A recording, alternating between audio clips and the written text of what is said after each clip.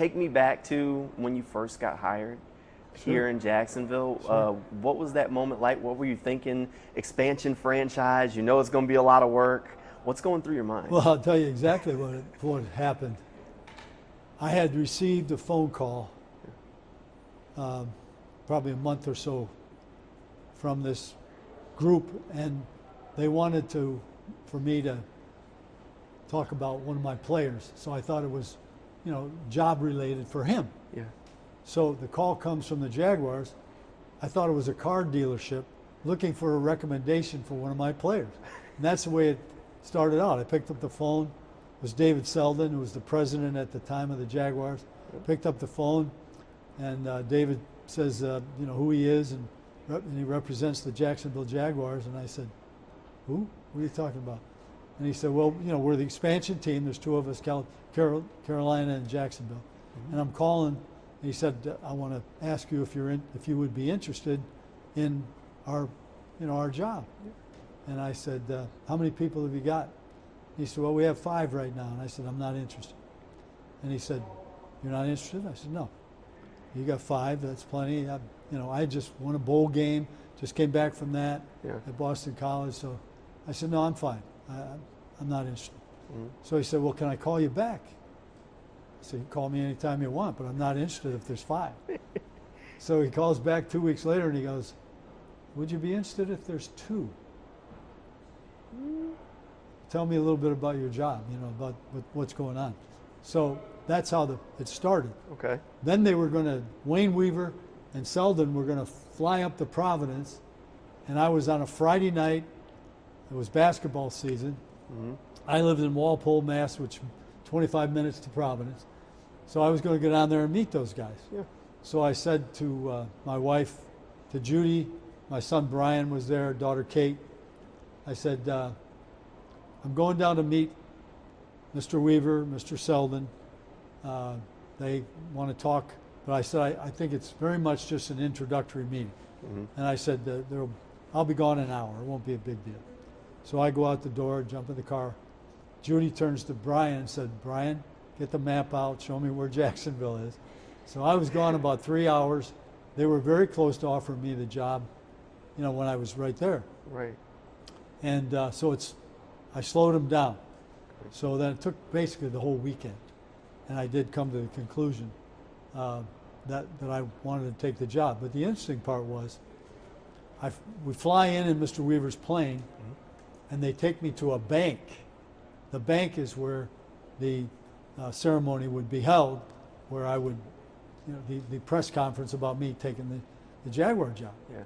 So we get in there and we go through all that. And when that's over, they take me directly to the airport and I fly back. I don't see anything else, nothing. A week later, I come back to get going on the job. Right. They pick me up. They drive into a spot over here. There's a trailer sitting there. That's it. One trailer. That's it. There's a concrete stanchion. That's all there is left of the stadium. The stadium's been knocked down. Right. Yeah. So I pull in. I walk up the steps. I walk into the trailer, and there's a gal there, at the desk, and she looks at me and she goes, "Well," she said, "there's a chair and a table over there where Mr. Weaver sits. If you want to sit over there while he's not here, you can use that space." I'm thinking, they don't even have an office for me. I'm going to sit in the chair where Mr. Weaver sits until he comes. Right. And when he comes, where am I going to go then? So I thought to myself, what in the hell have I gotten myself into? But that's how it all started, February of '94. Wow. Yeah. It definitely come a long way since then. It sure has. How challenging was that? I mean, building a franchise, building a team from the beginning, building the program, setting the culture. Those first training camps, you didn't have the field because they were doing so much construction. If I'm not mistaken, we had nothing. We went over to Bishop Kenny. Yeah. In the spring, we loaded up, padded up, went over there, bussed over there. It was like we had no home. Yeah. Okay. So here we are on a bus. We're a professional football team, but we're riding around borrowing high school fields. That's basically how it worked. Wow. Yeah. Wow. Definitely challenges there. But I right out of college, right after my master's degree, I'd taken a job at Division III school. Mm-hmm. They were a club team, and we were going to make it into a varsity. Okay. And so I did everything. I scheduled games. Yeah. I recruited. I coached. I made transportation. The whole deal. Okay. So I had a little bit of taste of that when I came to this job. But one of the things I think we really did is we presented to everybody that was going to be a part of this. I brought 5 coaches from DC with me here, one guy in personnel. Mm-hmm. We built the personnel program because we were going to, act as if we had a team right then. We're going to get a head start on evaluation of people. But everybody knew that when you come to start something like this, you're rolling up your sleeves and you're jumping in there with both feet. Because when I was visiting with Mr. Weaver the first time, he looks at me and he goes, "Oh, we'd like to build this like they had built it over in Dallas with Jimmy Johnson. So you want personnel too, don't you?" "Yeah, I want personnel." Right. So now I'm the head coach and I have personnel, So I'm a de facto general manager too. And that's how it all started. And it was literally that way. But when we built it, mm-hmm. everybody was a part of it. And you could feel it. You could sense it. It's one of those things where you got to have everybody be a part of it. It's such a large workload. Is it tough to believe that you went from that where it was just starting to where you are now where you're getting ready to be inducted into the Pride of the Jaguars?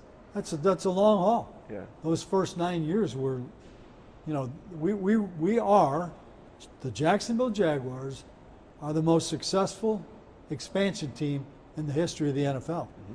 For 5 years, our run for 5 years, 5 straight playoffs, 2 AFC championship games.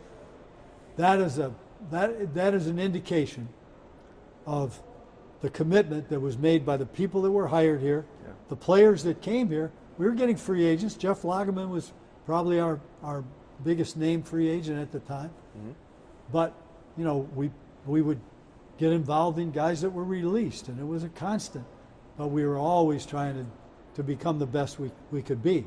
So at first, only our second year, we were 9-7, got in the playoffs, and then went to Buffalo and won, went to Denver and won. Yep. Beat John Elway. If we don't beat them out there, they're going to win it 3 years in a row. And when we came back that night to say something about the fans, we flew over the stadium. 35,000 people are sitting in the stands waiting for us to get back. Yeah, that's exciting. Mm-hmm. That's fans. I always believe the fans of the Jaguars, they're tough, okay? They're resilient, they believe in it. Mm-hmm. They have the ability to come back when things aren't going the way we want them to go. But no, it was fun, believe me. We just talked with Fred Taylor a second ago, and Fred was talking about how you were tough as a coach. There's that tough love, but now that he's older, he understands what you were trying to instill in them, not just as football players, but as men. Talk to us a little bit about your coaching style and being able to see the men that some of your former players have grown into now. Well, that's what's so rewarding, to be honest with you. Yeah. And a few years ago, in Indianapolis, Fred was asked to come and speak to the running backs, mm-hmm. and I hadn't seen him for a while. And I spotted him, and we got together and we talked a little bit, and so on and so forth. And he told me he loved me, and I thought, So, and we were reviewing how it was for him when he first came here, because he, the very first, we worked against the Saints that summer. Okay. And the very first drill was a 9-on-7 inside run. Mm-hmm. It was hot. Okay, it was people were getting after it, and it was Fred's first time. Okay, and it was, one of those.